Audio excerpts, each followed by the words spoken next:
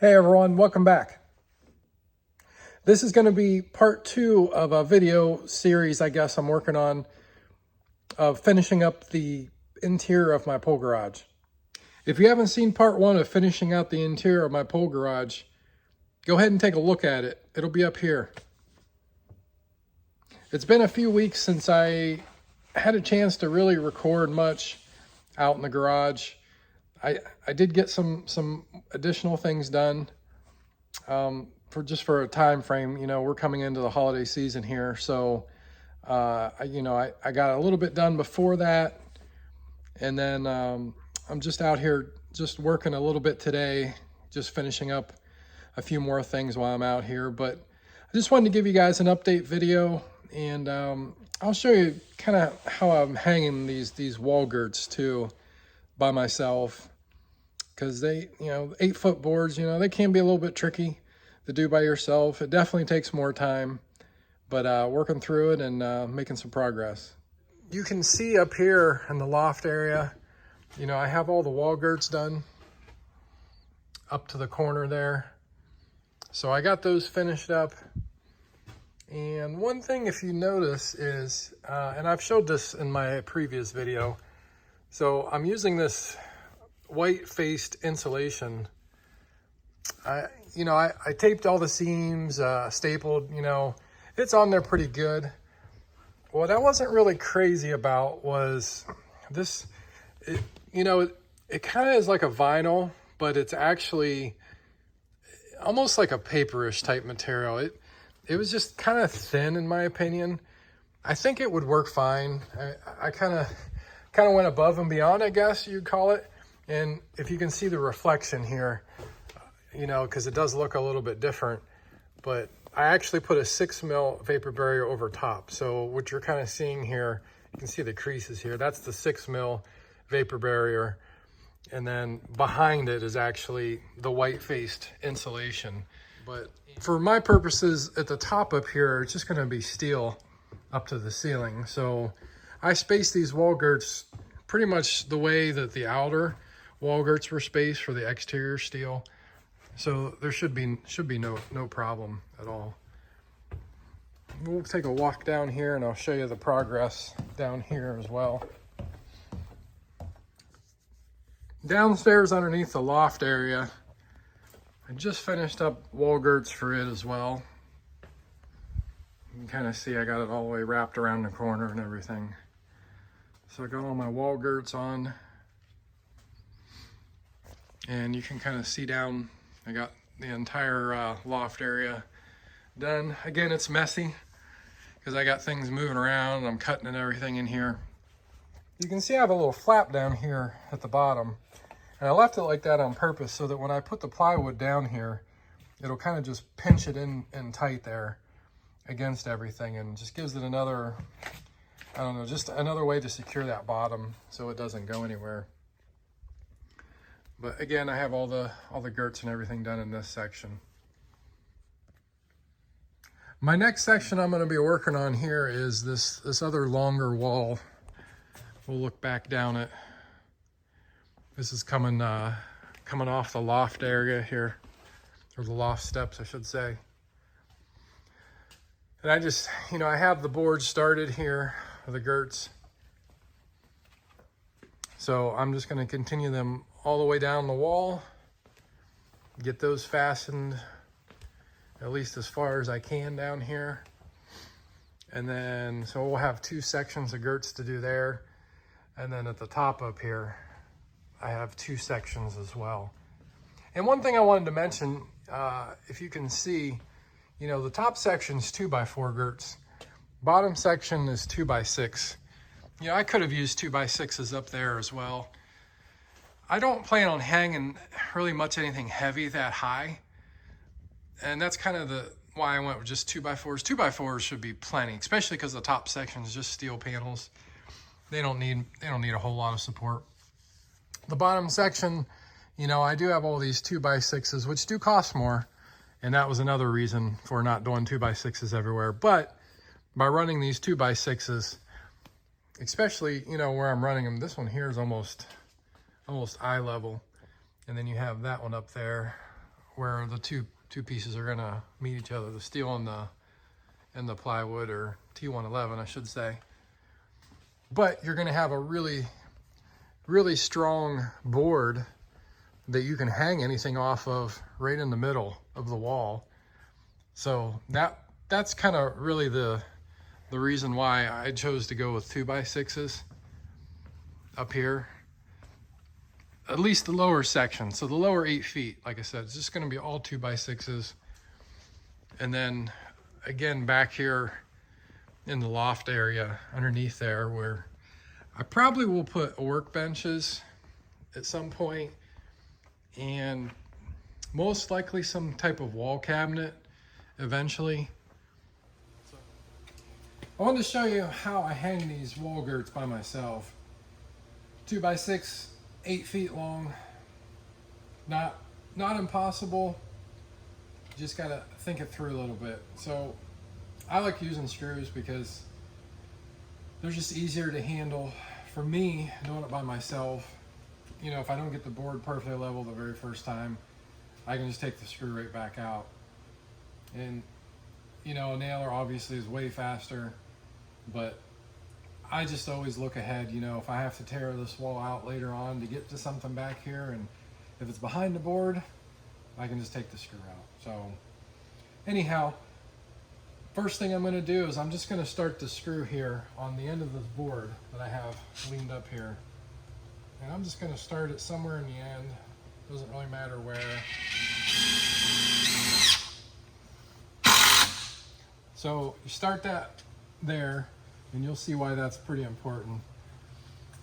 The next important thing is just a little clamp, a little wood clamp. This is your second set of hands, basically. So once you get your first one started, which you can see I have this one started from the end of the wall here, you really have something to hang it off of. And there's lots of different ways you could do this, but I find that this is probably the easiest and quickest way. So I just start it right here on the end, and then that gives me my option to basically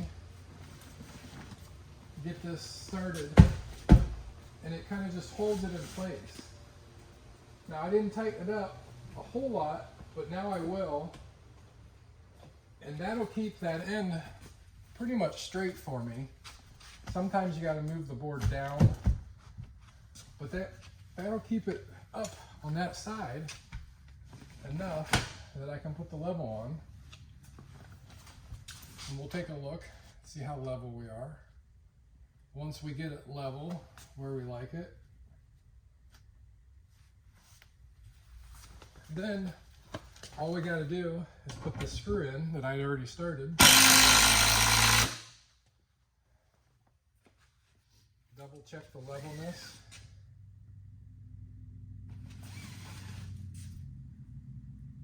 Yeah, we're pretty level. So once you get that up there, it doesn't take much to hold it, believe it or not. I can just put my next screw in.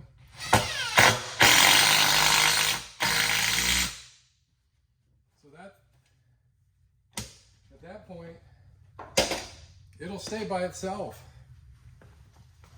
And then I'm just gonna go ahead and put the rest of my screws in this board, and this one's done. It's that easy. Now, once I get up a bit higher, it'll definitely be a little bit more difficult than this, but this has worked out pretty well for me as I'm going down through these.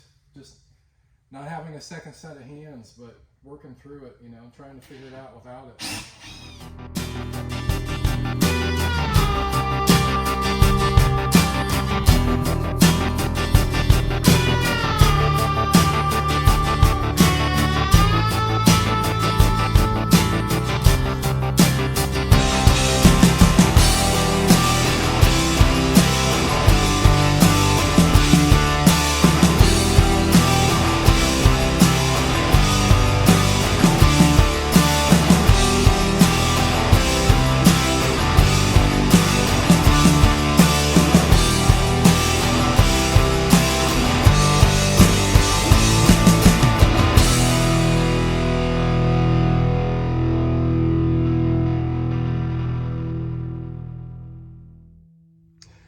finished all the lower girts now. You can see they went pretty quick. They're all 8-footers. You know, spacing on my posts are all 8 foot, so they go up in no time. No problems there. I have 2 rows left to do. If you can see up there on the top. So I'm going to start those, I think, next. They're going to be a little harder to record, and I'm not exactly sure how I'm going to do these ones yet, but we'll see what we can figure out. These upper girts are definitely a little bit more challenging, especially by yourself. It's going to take me a little bit to do these ones. I did get the first 2 are already there, but you can see I did the next set. These loft stairs didn't make it any easier trying to get up and down and around the ladder for those, but we'll keep working here, and I don't know if I'm gonna do any more this evening, or we might pick it up another day, but we're gonna try to get the rest of these done. Well, I had a little burst of energy after dinner, so I came back out and I finished up the girts that I could on this wall. So we'll take a look here, and I think that's about it for tonight, but I wanted to show you the progress we made in one day. So we got those last 2 rows completely done. Well, as far as I can go, I guess. So we got them all the way down to the end.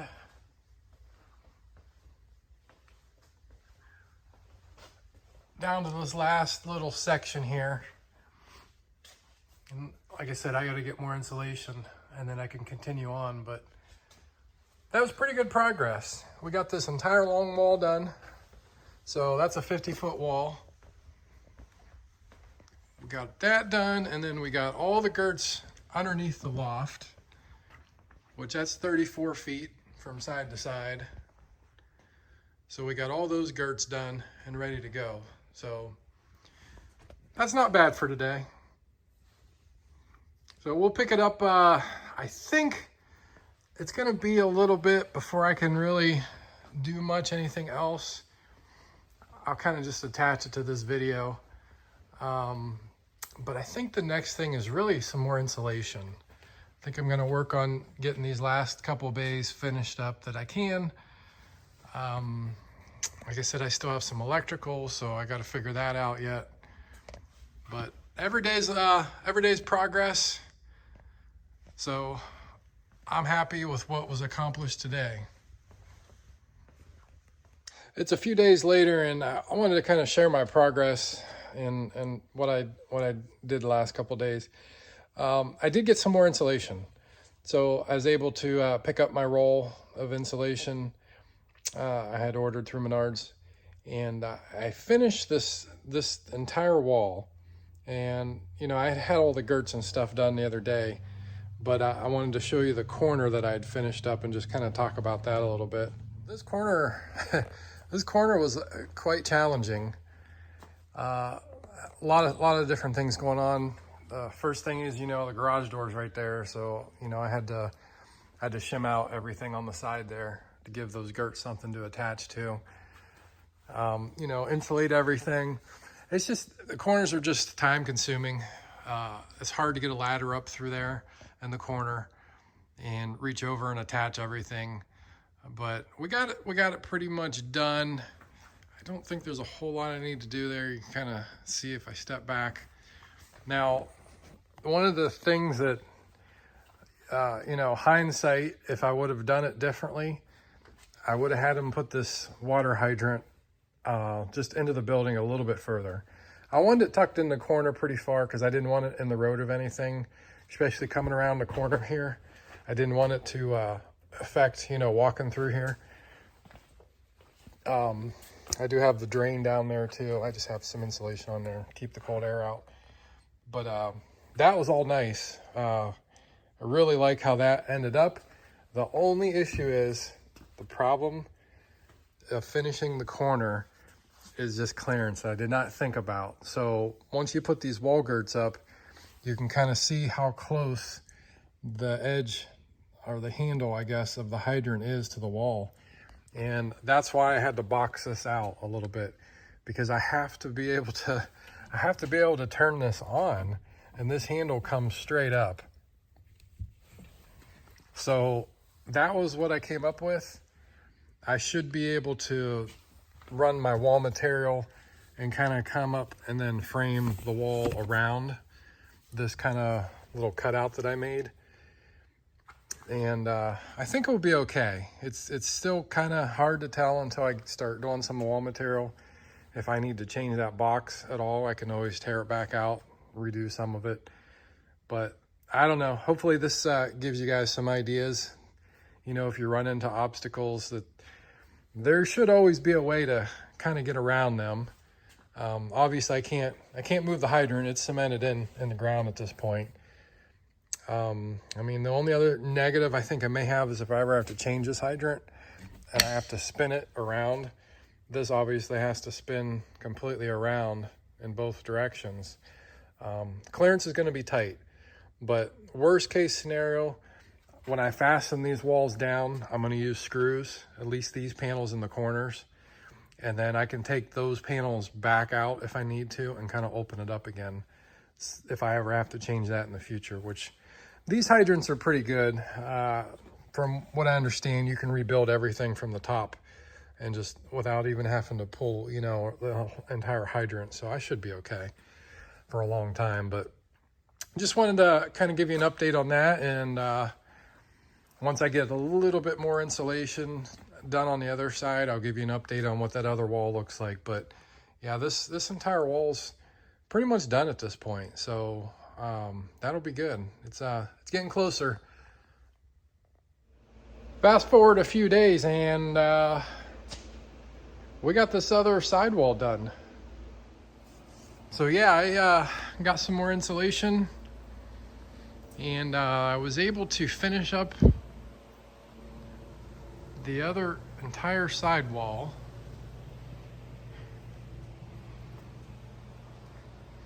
So we got all that done.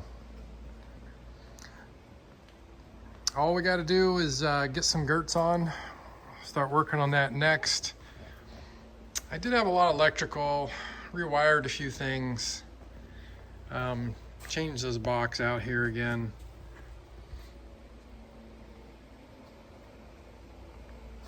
But I think it looks pretty good.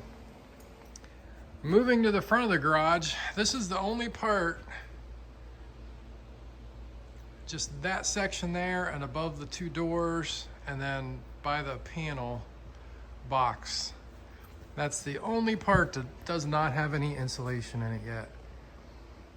I did get some wiring done over here. So what I added was, I added a dedicated 20 amp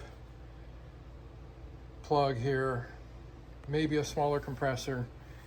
I also ran a 30 amp, which I don't have the plug yet wired for that, but I do have that kind of wired in. So that took a little bit of time.